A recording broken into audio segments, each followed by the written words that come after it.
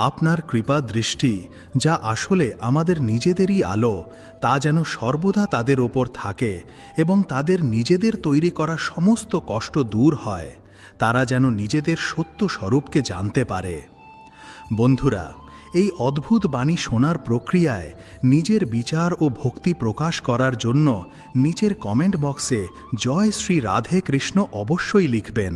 আপনার এই ভাব আমাদের এই সম্মিলিত যাত্রাকে আরও শক্তিশালী ও চমৎকার করে তুলবে। তাহলে চলুন আর দেরি না করে আত্ম অনুসন্ধানের এই দিব্য জ্ঞানের দিকে এগিয়ে যাই। ভাগবত গীতায় ভগবান শ্রীকৃষ্ণ অর্জুনের মাধ্যমে সমগ্র মানবতাকে সম্বোধন করে বলছেন যে যারা নেতিবাচক, হতাশাবাদী এবং ঈর্ষাপরায়ণ, যারা প্রত্যেক কথায় কেবল খুঁত খুঁজে বেড়ায়, যারা ক্রমাগত আপনার সমালোচনা করে, তাদের কথায়, তাদের বিচারে কখনোই খুব বেশি মনোযোগ দেওয়া উচিত নয়। তাদের নিজের মনের ওপর কর্তৃত্ব করতে দেওয়া উচিত নয়। যে সমস্ত লোক আপনার সম্পর্কে ক্রমাগত খারাপ কথা বলে, আপনার পেছনে আপনার নিন্দা করে বা আপনার আসল এবং কাল্পনিক ত্রুটিগুলো গণনা করতে থাকে, যারা আপনার প্রচেষ্টাকে উপহাস করে, তাদের নিজের জীবনে এবং বিশেষ করে নিজের চিন্তার জগতে বিলকুলও কোনো মূল্য, কোনো গুরুত্ব দেওয়া উচিত নয়। আসুন বিষয়টি আরও গভীরভাবে বুঝি। যখন কোনো ব্যক্তি আপনার সমালোচনা করে, তখন সে আসলে আপনার সম্পর্কে কিছুই বলছে না। সে কেবল তার নিজের মনে তৈরি করা আপনার একটি ছবির ওপর প্রতিক্রিয়া জানাচ্ছে।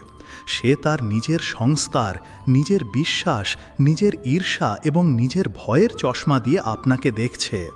আপনার বাস্তবতা এবং তার তৈরি করা ছবির মধ্যে আকাশ পাতাল তফাৎ থাকতে পারে। যখন আপনি এই বিষয়টি বুঝতে পারবেন, তখন সমালোচনা আপনাকে আঘাত করতে পারবে না। এটি একটি মনস্তাত্ত্বিক সত্য। যে ব্যক্তি ভেতর থেকে নিজেকে অপূর্ণ, দুঃখী এবং অসুরক্ষিত মনে করে, সেই কেবল অন্যের মধ্যে ক্রমাগত দোষ খুঁজে বেড়ায়। কারণ অন্যকে ছোট দেখিয়ে সে ক্ষণিকের জন্য নিজেকে বড় ভাবার একটি মিথ্যা অনুভূতি পায়। একজন সুখী এবং সন্তুষ্ট ব্যক্তির কাছে অন্যের সমালোচনা করার জন্য না তো সময় থাকে, না ইচ্ছা। যখন আপনি কারো অকারণ করা নিন্দাকে খুব মনোযোগ দিয়ে শুনতে শুরু করেন, তার কথাকে গুরুত্ব দেন এবং কোথাও না কোথাও সেটাকে সত্যি বলেও মেনে নেন, তখন আপনি অজান্তেই নিজের শক্তি এবং আত্মনিয়ন্ত্রণ সেই ব্যক্তির হাতে তুলে দেন। আপনি তাকে এই অধিকার দিয়ে দেন যে সে ঠিক করবে আপনার কেমন অনুভব করা উচিত। এখানেই আপনি জীবনের দৌড়ে হেরে যান, কারণ এই দৌড় অন্য কারো সাথে নয়, বরং নিজের মনকে শৃঙ্খলাবদ্ধ রাখার। আপনার আত্মবিশ্বাস দুর্বল হয়ে পড়ে, আপনার শক্তি নেতিবাচক দিকে বইতে শুরু করে। আপনার মনে হতে থাকে যে হয়তো আপনি সত্যিই জীবনে কিছু করতে পারবেন না, আপনি অযোগ্য, আপনি ব্যর্থ। এই বিচার বিষের মতো আপনার পুরো সত্তায় ছড়িয়ে পড়ে। তাই যে সমস্ত লোক আপনার সম্পর্কে নেতিবাচক কথা বলে, আপনার অকারণে নিন্দা করে, আপনাকে হতাশ করার চেষ্টা করে, সেই সব লোকের কথাকে কখনোই মনে লাগানো উচিত নয়। তাদের কথা এক কান দিয়ে শুনে অন্য কান দিয়ে বের করে দেওয়াই শ্রেয়। এটি একটি গল্পের মাধ্যমে বুঝুন। একবার গৌতম বুদ্ধ একটি গ্রামের মধ্যে দিয়ে যাচ্ছিলেন। কিছু লোক তাকে দেখেই গালাগালি করতে শুরু করল। তারা তার প্রচুর নিন্দা করতে লাগল। বুদ্ধ শান্ত হয়ে দাঁড়িয়ে শুনতে থাকলেন। যখন সেই লোকগুলো বলে বলে ক্লান্ত হয়ে গেল, তখন বুদ্ধ বললেন, হে ভদ্র মহোদয়গণ, যদি আপনাদের কথা শেষ হয়ে গিয়ে থাকে, তাহলে আমি কি এগোতে পারি? সেই লোকগুলো খুব অবাক হলো। তারা বলল, আমরা তোমাকে গালি দিচ্ছি আর তোমার উপর কোনো প্রভাবই পড়ছে না। বুদ্ধ হাসলেন এবং বললেন, প্রিয় বন্ধুরা, যদি আপনারা কাউকে কোনো উপহার দিতে চান আর সেই ব্যক্তি যদি সেই উপহার গ্রহণ না করে, তাহলে সেই উপহার কার কাছে থেকে যায়? লোকেরা বলল, সেটা আমাদের কাছেই থেকে যাবে। বুদ্ধ বললেন, ঠিক একইভাবে আপনারা আমাকে এই গালির উপহার দিলেন, কিন্তু আমি তা গ্রহণ করিনি, তাই এটা আপনাদের কাছেই রয়ে গেল। যতক্ষণ না আপনি বাইরের নেতিবাচকতাকে গ্রহণ করছেন, ততক্ষণ তা আপনার ওপর প্রভাব ফেলতে পারে না। আপনার শান্তি আপনার ভেতরেই আছে এবং তার চাবি অন্য কারো হাতে থাকা উচিত নয়। ভাগবত গীতায় ভগবান শ্রীকৃষ্ণ বলেন যে আসল স্থায়ী সুখ এবং সত্যিকারের গভীর আনন্দ মানুষের নিজের ভেতরেই তার নিজের আত্মায় বাস করে। উপনিষদও বলে আনন্দ ব্রহ্মেতি ব্যজানাৎ, অর্থাৎ আনন্দই ব্রহ্ম, তা আমাদের সত্তার, আমাদের অস্তিত্বের মূল স্বভাব। কিন্তু অজ্ঞানী মানুষ, মোহে আচ্ছন্ন মানুষ তাকে বৃথায় বাইরের নশ্বর জগতে খুঁজে বেড়ায়। সে তাকে অন্য কোনো মানুষের প্রেমে, কোনো বস্তুর মালিকানায়, কোনো পদ মর্যাদা প্রাপ্তিতে বা কোনো বড় সাফল্যে খুঁজে বেড়ায়। সে তাকে অন্যের আকর্ষণীয় জীবন নকল করতে বা নিজের কোনো কাল্পনিক সুখের ভবিষ্যতে খুঁজে বেড়ায়। সে তার পুরো জীবন, তার সমস্ত সময় এবং শক্তি সেই বাইরের ক্ষণস্থায়ী সুখ খোঁজার জন্য, সেই মরীচিকার মতো সুখ হাসিল করার জন্য এখানে ওখানে ভটকতে থাকে, অনেক ধরনের চেষ্টা করতে থাকে। সে ভাবে যে যখন আমি একজন ভালো জীবনসঙ্গী পেয়ে যাব তখন আমি সুখী হব, যখন আমি একটা বড় বাড়ি পেয়ে যাব তখন আমি সুখী হব, যখন আমার পদোন্নতি হবে তখন আমি সুখী হব। এই তখন কখনোই আসে না, কারণ একটি ইচ্ছা পূরণ হতেই মন সঙ্গে সঙ্গে 10টি নতুন ইচ্ছা তৈরি করে ফেলে। এটি একটি অন্তহীন দৌড়। কিন্তু সেই আসল এবং স্থায়ী সুখ সে বাইরে কোথাও কখনোই পায় না, কারণ সেই সুখ তো বাইরে কোথাও নেই। সন্ত কবীরের একটি বিখ্যাত দোহা আছে, কস্তুরী কুণ্ডল বসে মৃগ ঢুণ্ঢে বন মাহি, ऐसे ঘট ঘট রাম হ্যাঁ দুনিয়া দেখে নাহি। অর্থাৎ হরিণ যেমন নিজের নাভিতে থাকা কস্তুরীর গন্ধে পাগল হয়ে তাকে পুরো জঙ্গলে খুঁজে বেড়ায়, ঠিক তেমনি মানুষ নিজের ভেতরেই থাকা আনন্দের উৎসকে ভুলে গিয়ে তাকে বাইরের জগতে খোঁজে। সেই শাশ্বত সুখ, সেই অসীম আনন্দ তো মানুষের নিজের ভেতরেই তার চেতনার কেন্দ্রে লুকিয়ে আছে। যখন মন পুরোপুরি শান্ত হয়, যখন চিন্তা ভাবনা থেমে যায়, যখন আমরা না অতীতের চিন্তায় থাকি, না ভবিষ্যতের পরিকল্পনায়, বরং সম্পূর্ণরূপে বর্তমান মুহূর্তে স্থিত থাকি, তখন আমরা সেই অভ্যন্তরীণ আনন্দের এক ঝলক পাই। ধ্যান, প্রার্থনা, আত্মনিরীক্ষণ এই সমস্ত পদ্ধতি আমাদের বাইরে থেকে ভেতরের দিকে নিয়ে যাওয়ার পথ। যখন আপনি চোখ বন্ধ করে বসেন এবং আপনার চিন্তার কোলাহলকে শান্ত হতে দেন, তখন আপনি দেখতে পান যে সেই কোলাহলের পিছনে এক গভীর শান্তির সাগর ঢেউ খেলছে। সেই শান্তি আপনার আসল স্বরূপ, ওই আনন্দের উৎস। তাকে কোথাও খুঁজতে হবে না, কেবল তার আবরণ উন্মোচন করতে হবে, তার ওপরে জমে থাকা ইচ্ছা ও চিন্তার ধুলো সরাতে হবে। ভাগবত গীতায় ভগবান শ্রীকৃষ্ণ বলেন যে মানুষের বয়স যেমন যেমন বাড়ে, সে যেমন যেমন জীবনের বিভিন্ন অভিজ্ঞতার মধ্যে দিয়ে যায়, তেমন তেমনই তার ধীরে ধীরে এই কথার গভীর উপলব্ধি হতে থাকে, এই অনুশোচনা হতে থাকে যে সে তার যৌবনে বা অজ্ঞতার কারণে অকারণে সেই সব লোকেদের, সেই সব কথাকে বা সেই সব লক্ষ্যকে নিজের জীবনে এত বেশি গুরুত্ব দিয়েছিল, যাদের তার আসল জীবনে, তার আত্মিক উন্নতিতে বা তার সত্যিকারের খুশিতে কোনো ইতিবাচক অবদানই ছিল না।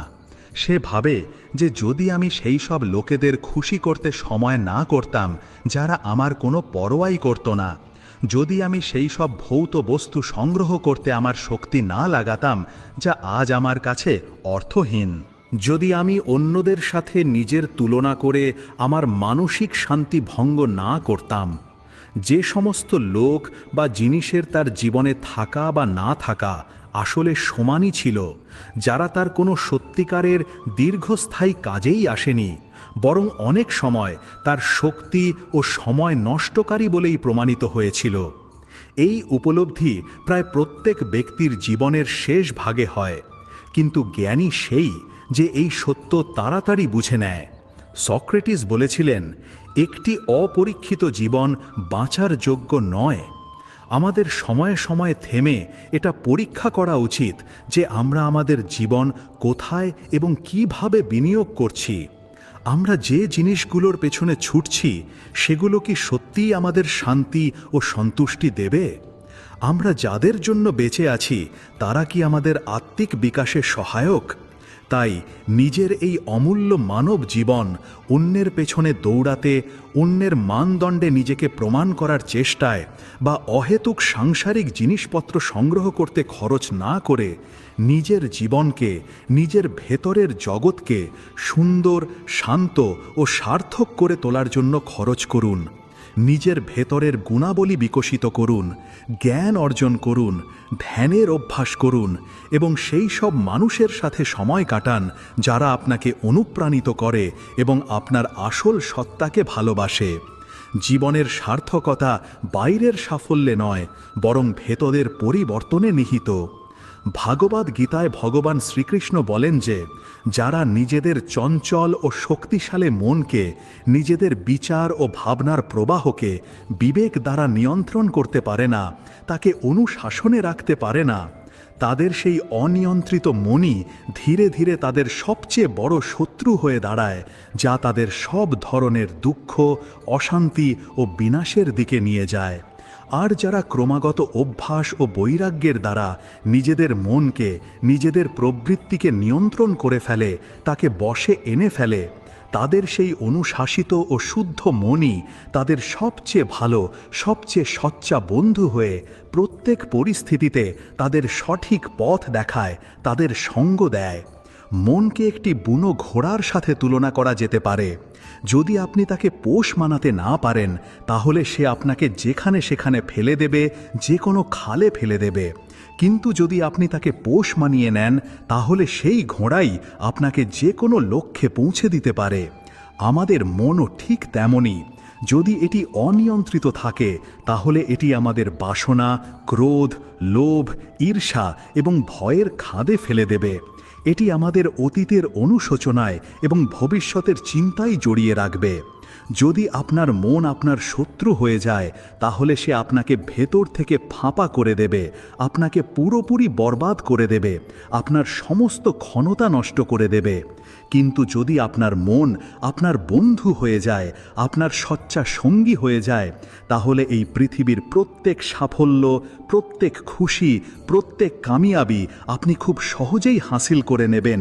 কারণ তখন আপনার সমস্ত শক্তি সঠিক দিকে লাগবে, আপনার প্রত্যেক সিদ্ধান্ত বিবেকপূর্ণ হবে এবং আপনি প্রত্যেক পরিস্থিতিতে শান্ত ও স্থির থাকবেন। তাই মনের কথা মতো, মনের ক্ষণিকের ইচ্ছার হিসাবে চোখ বন্ধ করে চলা ছেড়ে দিন। মনের গোলামি করা, তার প্রত্যেক আবেগের সামনে হাঁটু গেড়ে বসা ছেড়ে দিন। বরং নিজের মনকে বিবেক দ্বারা, জ্ঞান দ্বারা বুঝিয়ে তাকে প্রশিক্ষিত করে জীবনের সঠিক, নৈতিক ও আধ্যাত্মিক পথে চলা এবং চালানো উচিত। এর দুটি প্রধান উপায় গীতা বলে: অভ্যাস ও বৈরাগ্য। অভ্যাসের অর্থ হল মনকে বারবার নেতিবাচক চিন্তা থেকে সরিয়ে ইতিবাচক ও রচনাত্মক চিন্তায় লাগানোর সতত চেষ্টা। এটি ধ্যান, জপ, স্বাধ্যায় বা যে কোনো ইতিবাচক কাজের মাধ্যমে হতে পারে। বৈরাগ্যের অর্থ হল যে সাংসারিক বস্তু ও সুখে মন আসক্ত, সেগুলোর ক্ষণস্থায়িত্ব বুঝে সেগুলোর প্রতি নিজের আসক্তি ধীরে ধীরে কমানো। এই দুটির ক্রমাগত অভ্যাসে মন সাধিত হয় এবং বন্ধু হয়ে যায়।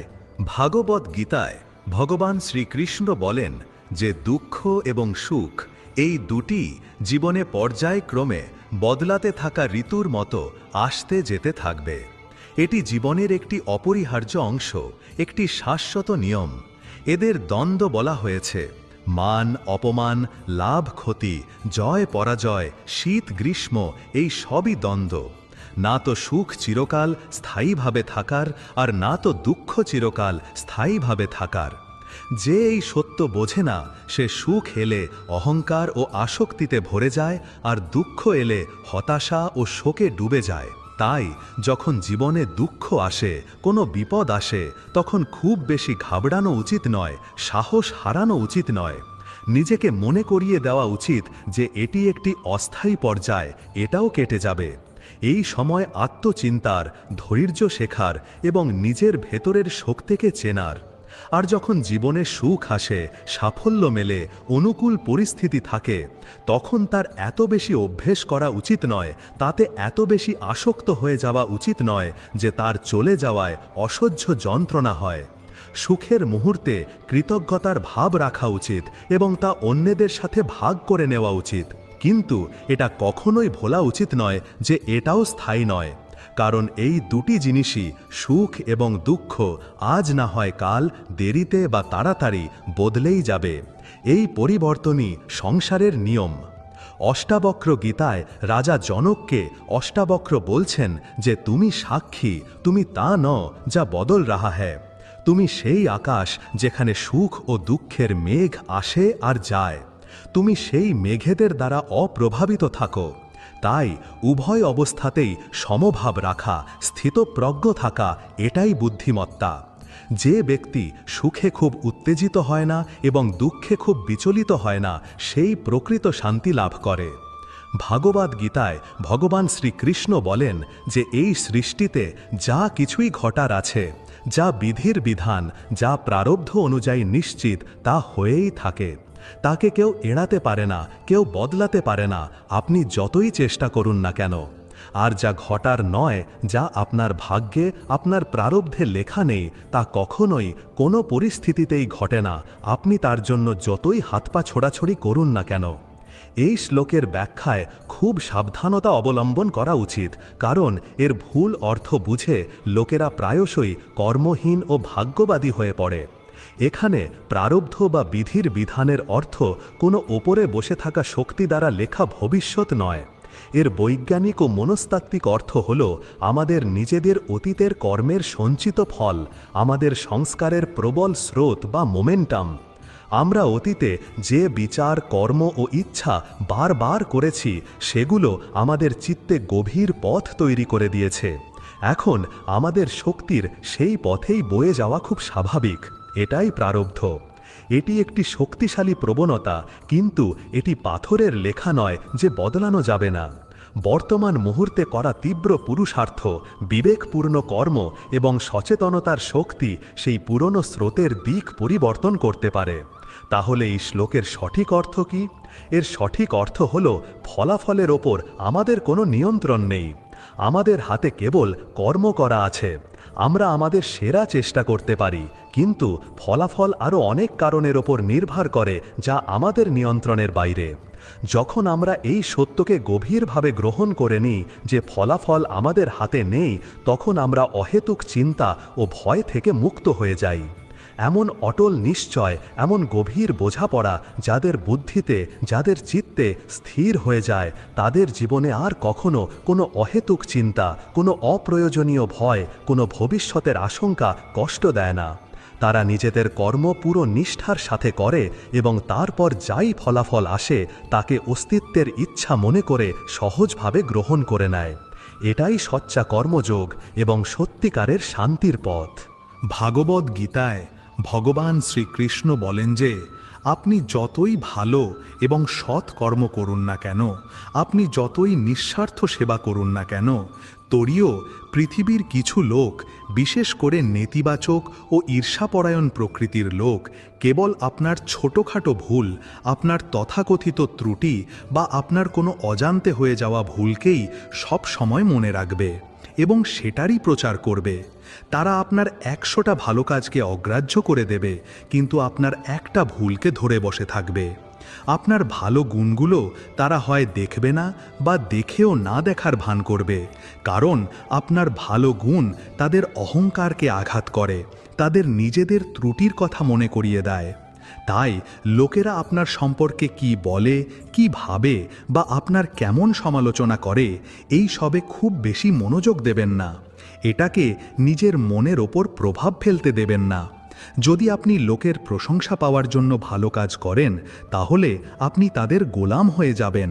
আর যখন তারা প্রশংসা করবে না, তখন আপনি দুঃখী হয়ে পড়বেন এবং হয়তো ভালো কাজ করাই ছেড়ে দেবেন। তাই আপনার মাপকাঠি বাইরের প্রশংসা নয়, বরং আপনার নিজের বিবেক, আপনার নিজের অন্তরাত্মার আওয়াজ হওয়া উচিত। শুধু আপনি নিজের বিবেক অনুযায়ী, নিজের পুরী নিষ্ঠা ও সততার সাথে নিজের শ্রেষ্ঠ কর্ম, নিজের কর্তব্য করে যান, কোনো বাইরের প্রশংসা বা নিন্দার পরোয়া না করে। আপনার কর্মই আপনার পরিচয়। অবশেষে আপনাকে নিজের সাথে বাঁচতে হবে, লোকের সাথে নয়। যদি আপনার অন্তরাত্মা জানে যে আপনি সঠিক পথে আছেন, তাহলে আর কারও প্রমাণপত্রের কোনো প্রয়োজন নেই। ভাগবত গীতায় ভগবান শ্রীকৃষ্ণ বলেন যে নিজেকে, নিজের অহংকারকে, নিজের সমস্ত চিন্তা ও ইচ্ছাকে সম্পূর্ণরূপে কোনো শর্ত ছাড়াই সেই সর্বশক্তিমান করুণাময় সত্তার প্রতি সমর্পণ করে দাও। তিনি তোমার একমাত্র, সবচেয়ে বড়, সবচেয়ে সোচ্চা এবং সবচেয়ে স্থায়ী আশ্রয়। এই সমর্পণ বা শরণাগতির গভীর অর্থ বোঝা আবশ্যক। এটা কোনো বাইরের দেবতার সামনে অসহায় হয়ে কান্নাকাটি করা নয়। এটা নিজের ছোট আমি, নিজের অহংকার, নিজের এই ভাবনা যে আমি কর্তা, আমি সব কিছু নিয়ন্ত্রণ করতে পারি, এর বিসর্জন। এটা এই গভীর উপলব্ধির সাথে বেঁচে থাকা যে আমরা এই বিশাল মহাজাগতিক লীলার কেবল এক ক্ষুদ্র চরিত্র এবং এক মহত্তর শক্তি বা প্রজ্ঞা আছে যা সব কিছু চালাচ্ছে। যখন আমরা আমাদের জীবন নৌকার হাল নিজের ছোট অহংকারের হাত থেকে কেড়ে নিয়ে সেই মহাজাগতিক প্রজ্ঞার হাতে তুলে দিই, তখন আমরা এক অসীম শান্তি ও ভারহীনতা অনুভব করি।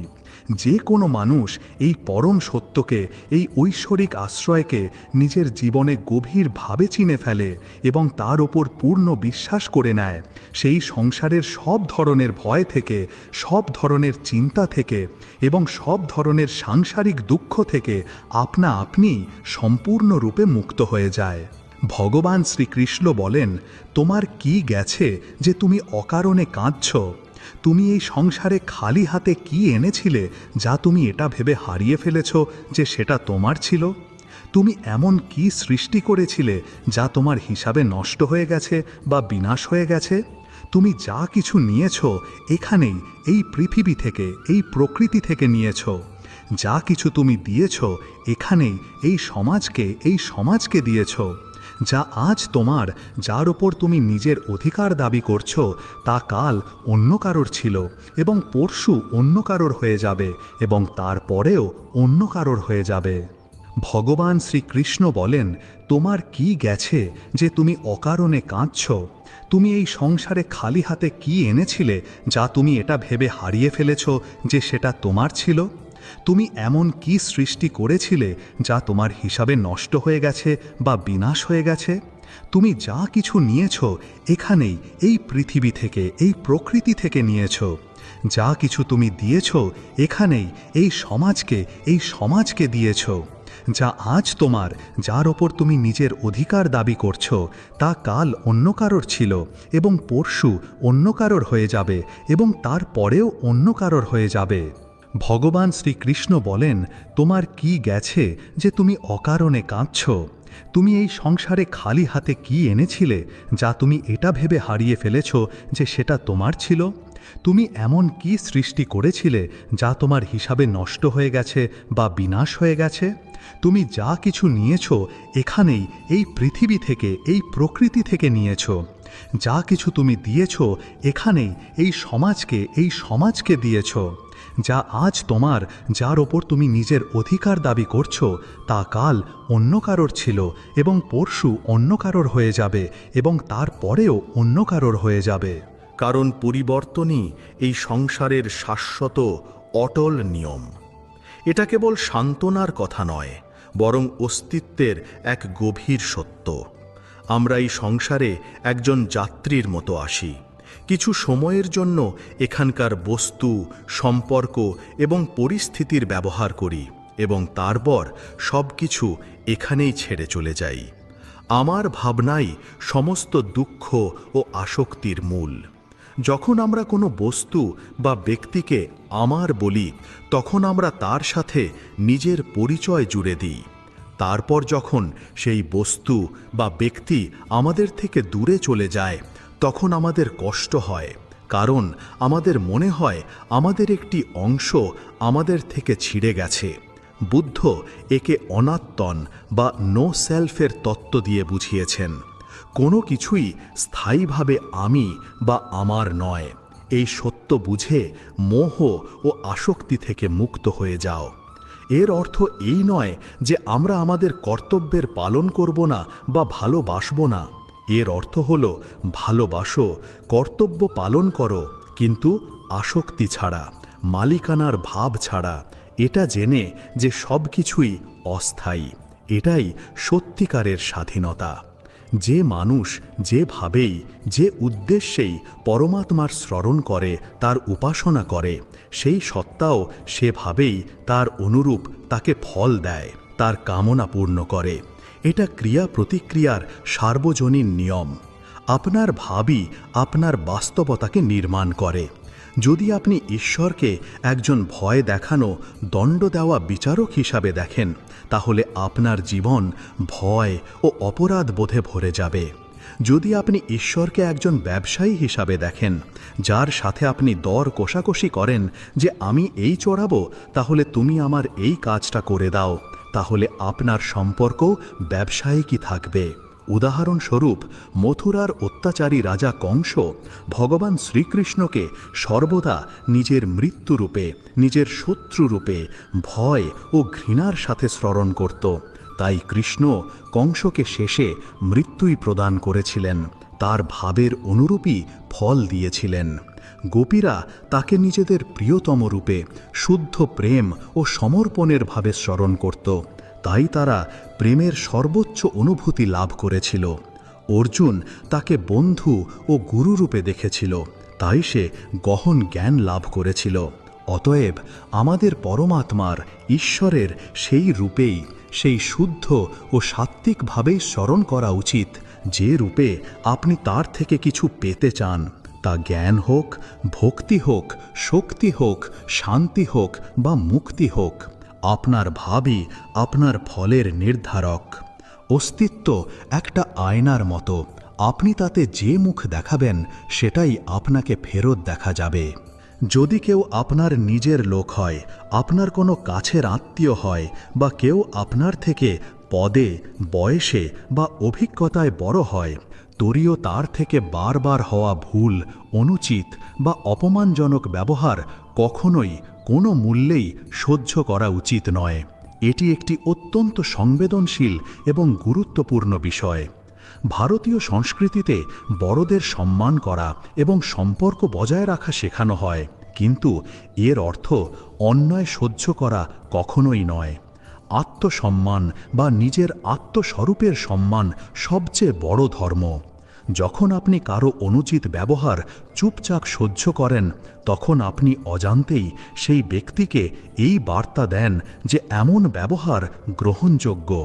এর দ্বারা আপনি কেবল নিজের ক্ষতিই করেন না, বরং সেই ব্যক্তিকেও আরও বেশি ভুল করতে উৎসাহিত করেন, যার ফলে তারও চারিত্রিক পতন হয়। আমাদের মধ্যেও অনেকে নিজেদের মনের বেশিরভাগ কষ্ট নিজেদের উপর হওয়া অন্যায় এই ভেবে সারা জীবন চুপচাপ সহ্য করে যায় যে আরে এ তো আমার নিজের লোক, সম্পর্ক খারাপ হয়ে যাবে, সমাজ কি বলবে। কিন্তু গভীরভাবে ভাবার বিষয় হলো, যে ব্যক্তি আপনার আত্মসম্মানকে বারবার আঘাত করে, যে আপনার কষ্টের কারণ হয়, সে আসলে আপনার নিজের লোক কি করে হতে পারে? নিজের তো সেই হয় যে আমাদের কষ্ট বোঝে, তা দূর করার চেষ্টা করে, তাকে আরও বাড়ায় না। মহাভারতে যখন ভরা সভায় দ্রৌপদীর অপমান হচ্ছিল, তখন ভীষ্ম, দ্রোণ এবং কৃপাচার্যের মতো মহান ও সম্মানিত ব্যক্তিরাও মাথা নিচু করে বসেছিলেন। তারা অন্যায়ের প্রতিবাদ করেননি। ইতিহাস তাদের এই নীরবতার জন্য কখনো ক্ষমা করতে পারেনি। গীতার স্পষ্ট উপদেশ হল যে কাউকেই, সে যেই হোক না কেন, আপনার অপ্রয়োজনীয় সুযোগ নিতে দেবেন না। কাউকে নিজের ওপর অত্যাচার, অন্যায় বা শোষণ করতে দেবেন না। অন্যায়ের প্রতিবাদ করা হিংসা নয়, এটা ধর্মের প্রতিষ্ঠা। হ্যাঁ, প্রতিবাদের তরিকা বিবেকপূর্ণ এবং অহিংস হওয়া উচিত। আপনাকে শান্তভাবে দৃঢ়তার সাথে নিজের সীমা স্পষ্ট করতে হবে। আপনাকে না বলতে শিখতে হবে, কারণ আপনি যত বেশি চুপচাপ সহ্য করবেন, লোকেরা আপনাকে সহ্য করার জন্য আরও বেশি, চুপ থাকার জন্য আরও বেশি বাধ্য করবে, তাদের বাড়াবাড়ি আরও বাড়তে থাকবে। আত্মসম্মানের সাথে বেঁচে থাকা আপনার অধিকারও এবং কর্তব্য। ভাগবত গীতায় ভগবান শ্রীকৃষ্ণ বলেন যে এই পৃথিবী থেকে চলে গেছে, যার মৃত্যু হয়েছে, বা যে আপনার এই জীবন থেকে, আপনার জীবন পথ থেকে কোনো কারণে চলে গেছে, তার জন্য খুব বেশি বা স্থায়ী দুঃখ বিলকুলও করবেন না, শোকে ডুবে থাকবেন না। আর যা এখনো আসার বাকি, যা ভবিষ্যতে